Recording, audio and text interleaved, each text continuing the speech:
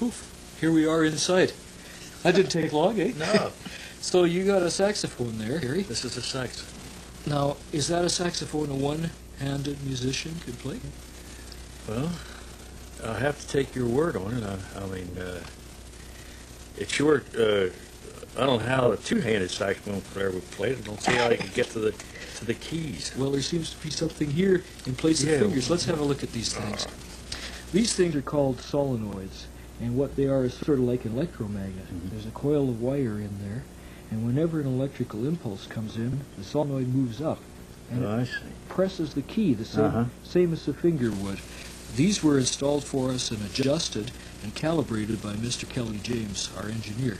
And I think he's done a remarkable job of making them fit in exactly the right place for a key.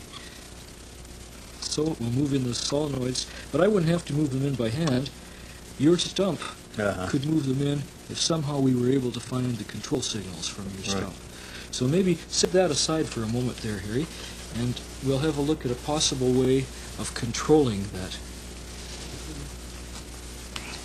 Now, everybody's skin conducts electricity. Electricity will flow through our skin because it's got some water in it.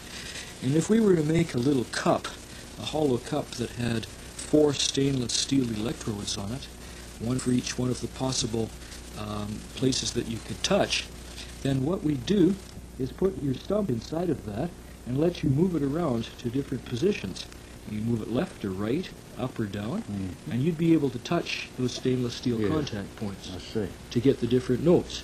Now, the only way that would work is if we had a very sensitive electronic circuit that would pick up the conductivity of your skin.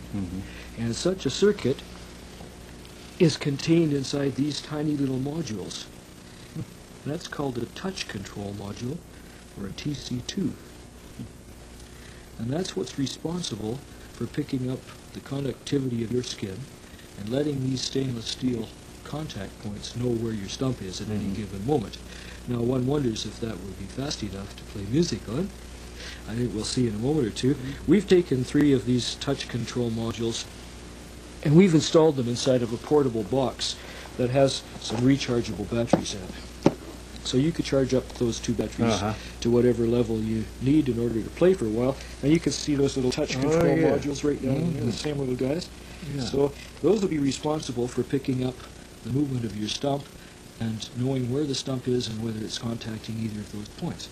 So there's a little decoding circuit down in there that decodes combinations because, as you know, you don't push one key, you sometimes push 2 keys at once. Or 3 keys. 3 keys at once, So that little decoding circuit makes sure that 3 solenoids go down when you press your G, I guess. That's your bottom note. So you have G down there on the bottom. G. What would this be over here? A, B, C. C. So you could play the whole top part of the scale on that just by going around in a circle. Now those are placed pretty close together so that you could roll off one note and roll onto the next note. So you wouldn't lose your note in between. The spacing's pretty close. Well, maybe we should just plug that in and give it a try, see what kind of sounds we can get. All right. Sound like fun? Sounds like fun. Okay, great.